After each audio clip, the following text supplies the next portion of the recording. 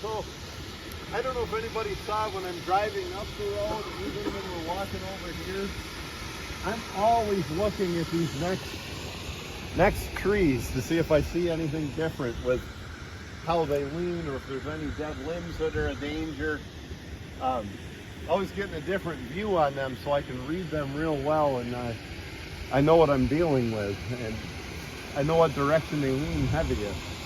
We'll get to the next tree in line, and we're not blocking it in with the treetop here or something like that. The ones we're going to start today on our black walnut, which is the most valuable probably in America. I didn't trust this tree. I'm sure would have went to the road if I would have fell that direction. If you look at how tall it is, I think it would have went into the road. So the only real choice was to fall it over where I did.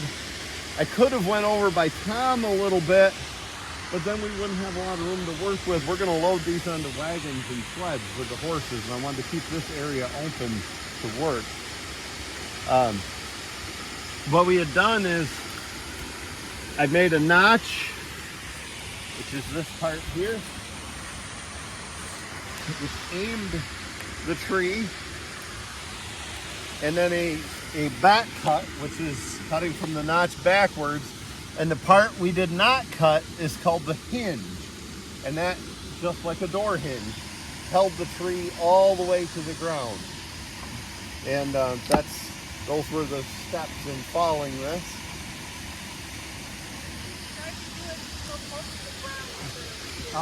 Well, that's funny you ask. Because walnut's pretty valuable and we want to get all of it we can. If that was a normal oak tree or something, I would probably cut up a little higher. Usually your better lumber starts about here anyway because the grain curls on the lumber. But with walnut they want, and they like that curl of the grain for different products. People who make gun stocks really study that grain, and they want that curl to go a specific pattern for strength in that stock. They want it straight up on the piece where you put your front hand on the gun, but where it's near the trigger, they want a curled grain. So sometimes they specifically look for that. It's like a pretty small notch, Drew.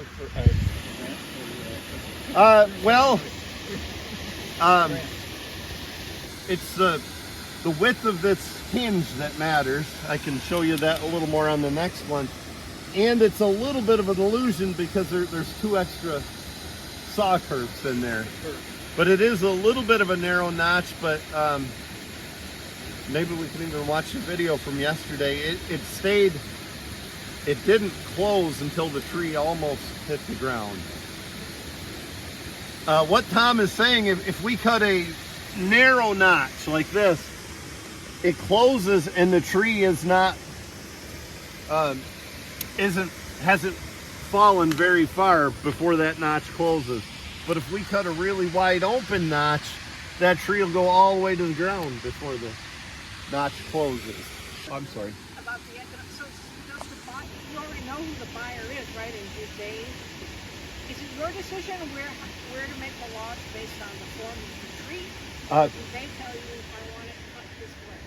Yeah, that's a really good point. I talked to the buyer ahead of time, and I asked if there were any specific lengths. Now, what you said first is very accurate. It's based on the tree and what the tree, how this particular tree looks is how we base it. But some buyers have different markets than others, and some focus on different length lumber. I work for a place that really likes 14-foot logs because it works out really nicely for a 40-inch product that they make for barrels, actually.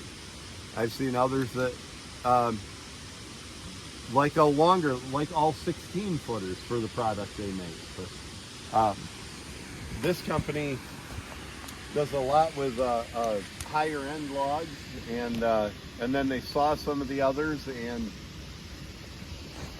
I'm very familiar with their the way they want the logs cut, because it's exactly what we do back home. Generally, you want to keep any defect on the end of a log. You can see I had a chainsaw mark, and I thought about trying to keep that defect at the end, but after careful studying, I decided to make this 2 feet longer, and then that defect is in the middle. The butt log, good job, Nick. The butt log is always your most valuable log. The first 2 logs. That's because of something we call core defect. I'm looking for a specific tree to show us what that is, but so I decided to maximize the value in that butt log, which might be worth, I mean, we can put it in real numbers. It's a 12, probably a 17.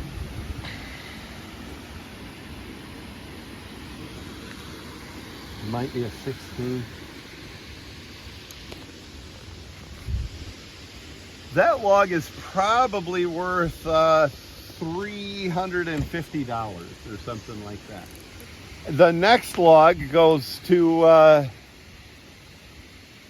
that's a 10, and it's probably a 16. Goes to about, now even if I didn't damage that log, even if that was, even if I didn't have this on the bottom, 10, 16, 90. It would be about a less than $200 log, around $180.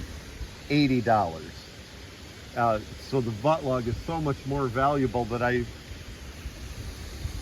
didn't want to sacrifice that butt log to make a better second log. And the other reason, as you see, this tree crotched right here, it forked here. This would have been the ideal spot to cut the second log, but I would have had 3 feet of weight. So I chose to make a 12 on the butt and not have any lace here on the second log. And then you do have to cut out of this forked area, out of this crotch. And then we cut a 8-foot log here, and the value goes down. That might be a $75 log. The value just keeps going down as you go up the tree. At what point are they not slant? Well, it's actually under, in the case of these walnut trees, it's under 10 inches. They don't take it at all. And the more knots you have on it, this has 2 big knots on that 8-footer. And they need to be a minimum of 7 feet 6 inches. But really, when you start getting under 8 feet long and 12 inches, the value drops quickly. I'm sorry, what's that? What's going to be the fate of all the... I apologize for not firewood. Yeah, there's not a lot of... When we get done, there won't be a lot to be used on the sawmill, even for here at Tillers for the ox yoke or anything like that. I don't know how good a... Are you talking about the bottom logs also? No, I'm just... Oh, okay. I mean the parts that are too small in diameter. Firewood. Yep.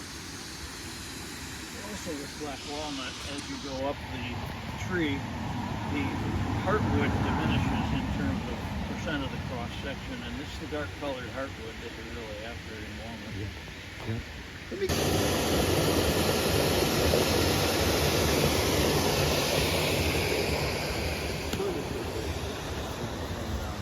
Cabinetry and maybe even some gun stocks. The best logs, this log is close to being a good one that might go for a veneer process, and I can explain that. What they do on veneer is they have a stationary knife, a big sharp knife, and they split the log in half. They cut it in half first, right down the middle, and half of that log just keeps going over that knife and over that knife, and they take paper thin sheets and they sell it to another market to maybe glue on a door to make the door look like walnut when only the outer layer is walnut. Or a desk. That's why, when possible, 10 feet is a good length. At least the places I've been. Soak the whole log in really hot water and then they put it on like a lathe, and they unroll that log like a giant roll of paper towels. The machine that unrolls it right here next to it, it rolls right back up, and it looks like you never did anything. And then they pull that sheet along a long grading table, and several people grade that sheet of log, that almost paper-like sheet of log, as it goes through there, and find the defects and where to cut the most clean pieces. And they glue that to plywood. The finished product is 4x8, 100% 4x8 product in a rotary plate. Funny thing is, the product going into a rotary mill is 95% 10-foot lengths, even though the finished product is 8 foot. And the other 5% is 9 foot. But when the first thing that happens when they soak that log in the hot water to make it pliable, the water comes in from the end and stains some of the log, and they can't use that. And also just naturally with time, it checks and opens and splits, and you can't use that as well.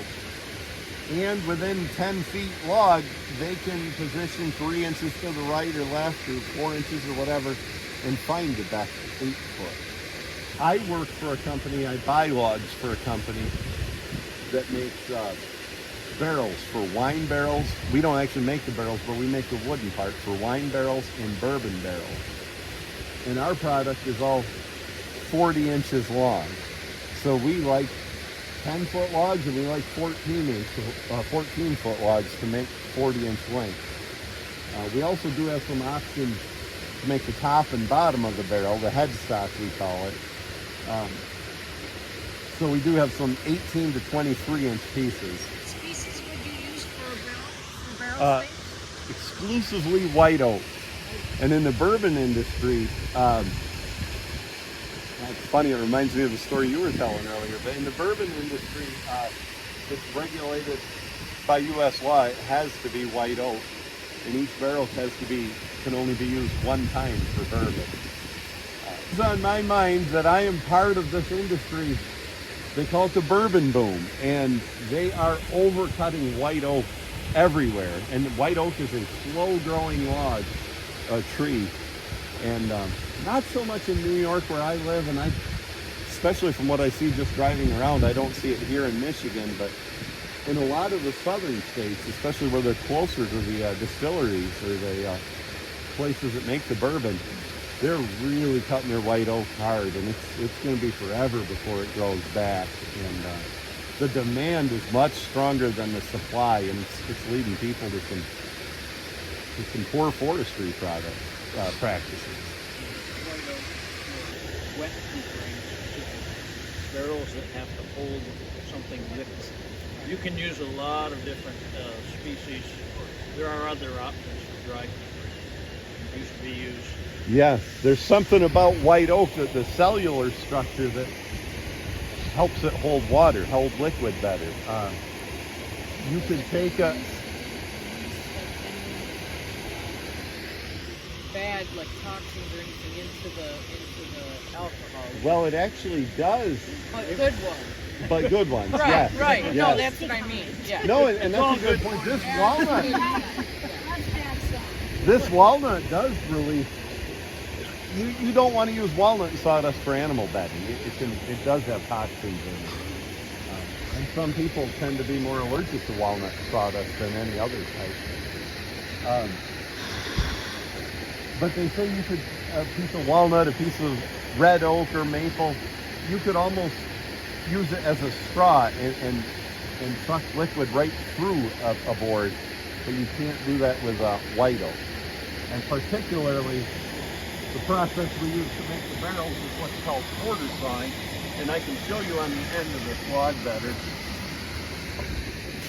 So during the quarter sawing, the first thing we do is cut the log right down the middle with a sawmill. And then each half, it would be just like splitting firewood, we split each half down the middle again. And then we cut this direction and this direction until we get all the way out to the edge. And with that process, the grain is such that it doesn't allow water to seep through, and it's a really strong process also for something like flooring. The standard way to saw this log would be a mill would just take a board here, it would be called flat sawing, here, and then the grain is not in a favorable way for strength. This is the second tree I cut. And I did make a notch, and it was a nice open angle, but I didn't feel like this notch was deep enough into the tree, giving me a long enough hinge wood. And so after I did that, I readjusted and I cut a little deeper. The wider this hinge wood, the more stability it has. And the truth is, I remembered back to cutting walnut back home where I didn't make enough hinge wood and the tree didn't go, it wasn't a disaster, but it didn't go exactly where I wanted it. I want the trees to go precisely to the right spot. So I readjusted. Here's a better way to say that. The hinge wood should be around 75 to 80% of the overall tree. It's 16 inches on an 18-inch tree there. And it was only 12 inches the way I originally had it. And a wider hinge wood makes it stronger. Anyway, I readjusted, and then I made my back cut and my notch. I left the hinge and got this tree the way I wanted. And I'll show this as I cut the next tree, but with the hinge, I always cut the center out of the hinge, and that way you do less damage and you pull less fibers from the tree. I have just a little bit pulled here, which isn't a problem, but if I didn't cut that center out, I might have them pulled all the way up to here and a lot more of them. This log was another challenging one because this is a really good log. This is a veneer log, I would dare say, for 10 feet, which is a very good veneer length. But we had 4, 8, 10, and right here I put a little mark.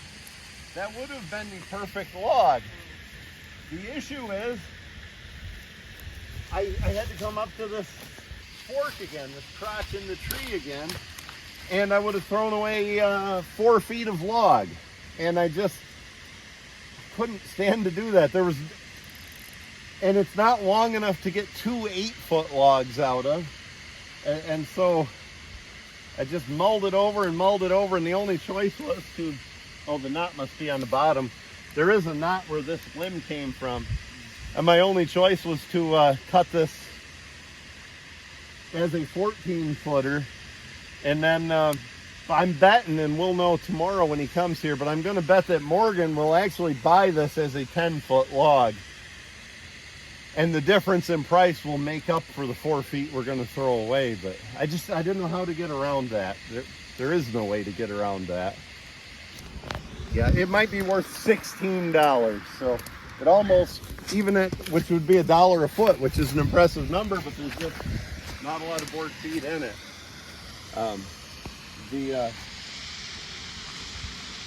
It's almost worth $16 to have for firewood right here at Tiller's. That is a terrific idea, Nick. Thank you. Yeah, I was rolling last night, so yeah. They want to test these guys' reflexes. How high and fast can you jump? I was buying logs on a landing, and his family logs with horses, but a logger stood, maybe where Tom and Rick are, and a log was rolling kind of slow toward him. And he just stood there telling the story and never quit his story. He saw it coming, and when it got there, he just stepped, and the log kept rolling. And it looked like he was the coolest guy ever, but he's also about the dumbest guy ever. Why not just totally get out of the way and be safe? My plan was to cut that smaller tree last after I cut the honey locust and stuff. And you said that stuff does need cut, right? It does. And then I was going to try to bring that smaller tree up the hill here. I don't think that's going to pull hard at all. I think I'm going to follow it right across the little tree, and then we'll pull it. We can hook it with the horses and pull it right straight back into here. Okay. and funky shit. You don't want to bring them in there. Yeah. Use long chains and really tug it out. It's a pain, but we do it a lot. Okay. Yes. Sometimes the next step that's probably easier than it sounds is to actually unhook the horses from the cart, and they can go through a lot more without the cart than they can, or oxen are even better. We have used a single horse a lot lately, and that works real well. But we still end up using, you know, if we had to, we could follow any of these trees and park the team out by the road and run a whole bunch of long chains. But it's a pain. They get wedged and caught on trees. But sometimes you have to. Yeah. Into the water. Into the water. And as I said, I'm going to put it right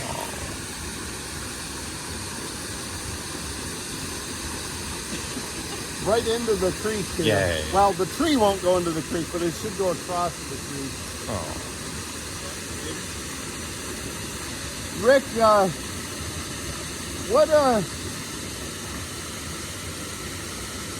those little trees over this side of the lower side of that walnut, I was hoping to see a big splash.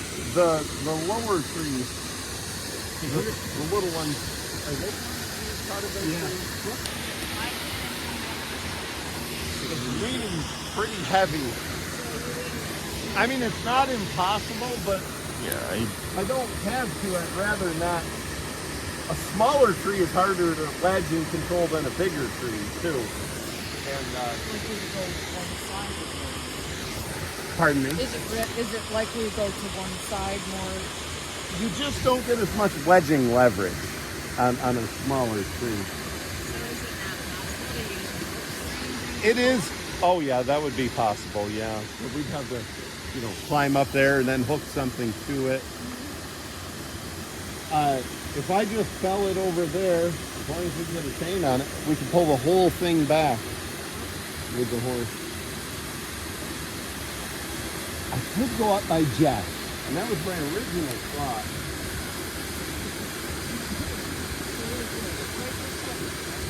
It also could half a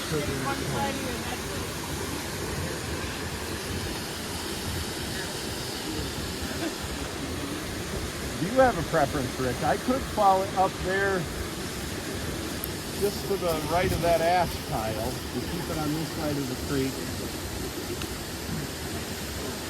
Maybe tug down trees or places. Maybe tug down. Exactly, wedge this tree over, then we'll be up in this area in a safe spot.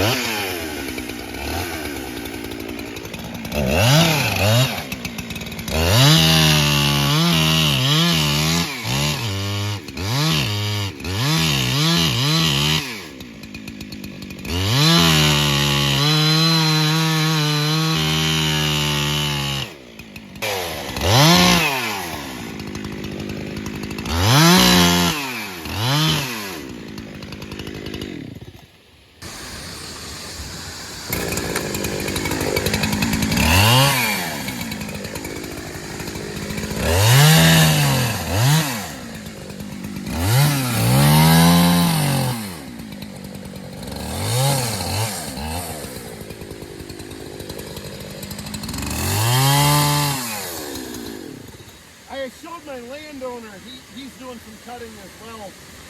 We get some trees out of the way to make to run sap lines for maple syrup. I showed him this trick the other day. I don't usually do this, but it's a really good idea to get started.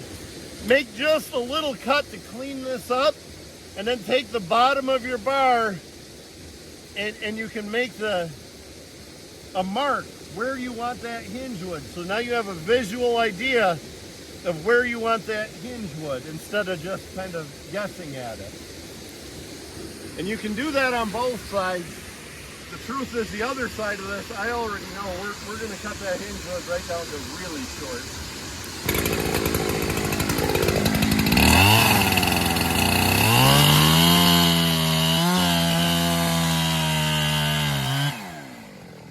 So I'll slow it down here. That move, I'm not really doing that. That moves a lot. Whereas the bottom, it doesn't kick as much.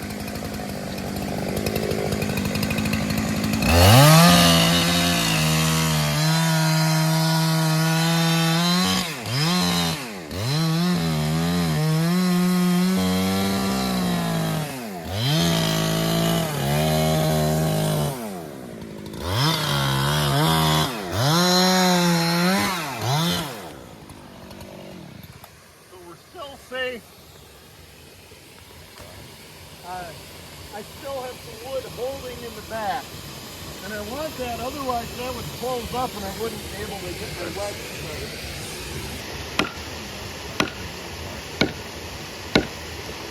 I found that wedge until it started pounding hard. And now I'm going to finish this cut, and then I'm sure I'm going to have to put some more wedges in.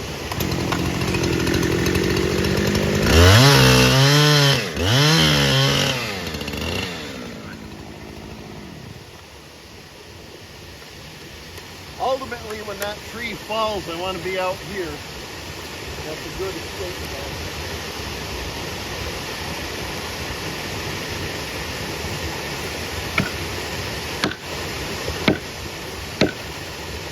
That's about all the leverage I'm going to get with one wedge.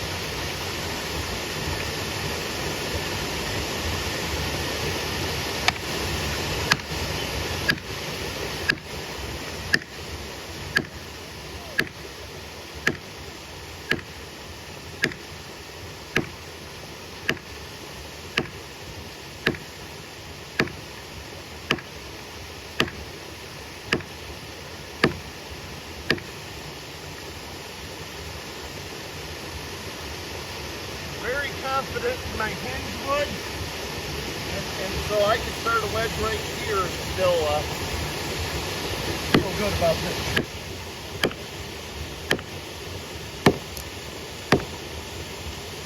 You need to be like Forrest Gump and pray for a little wind. I'm going to get another wedge that I'm going to need, and I'll stack my wedges, and that tree should go right over.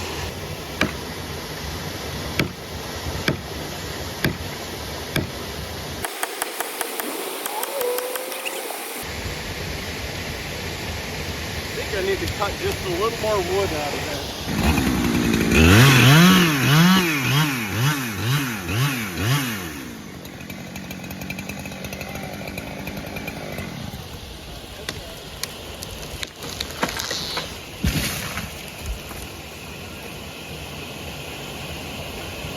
And that tree was actually a little harder. That was one of the harder ones you could have found for us.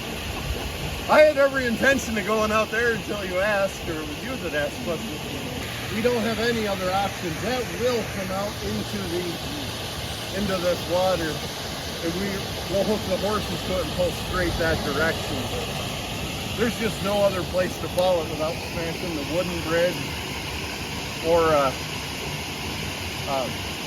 getting into the road. Put the tree to go over. It's a trick I picked up before they had face shields. Now what we have is an 8-footer in the butt, and that should be a half decent diameter, maybe a 10, or maybe an 11 or possibly a 12. And I went right here to this defect for the 10-foot second log, which is fairly straight. Anytime you can keep a defect at the end of a log is best.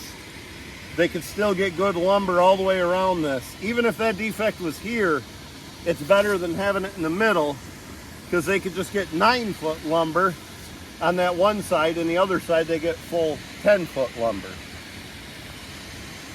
And what I'm going to do now, I'm going to cut this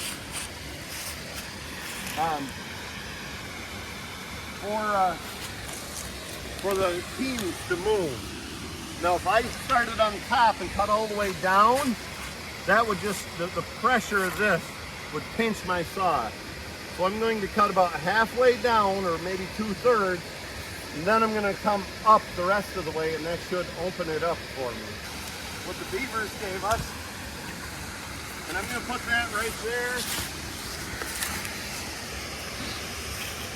And this piece that broke, and somebody was asking about that, this is the stuff you have to watch for. Put this here, so when I cut that, we can still get a chain under there. These small logs, I'm sure we could move them by hand, but you know, a log like right behind Nick, we'd have a hard time moving by hand. And when we can, we want to think about that stuff.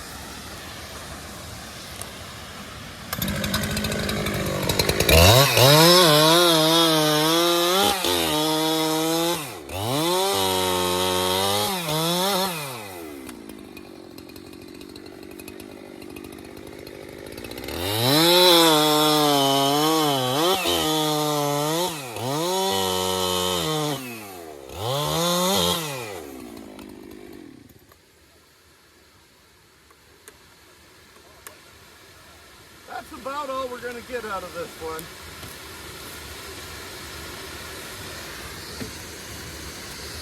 I was hoping to be able to look at this.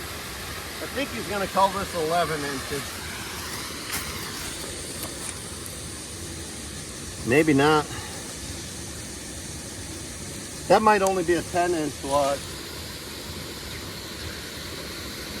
Still, he'll buy both of these. Your value starts going up and your grades start going up at 12 inches. But you see right here, why did he wants us to cut these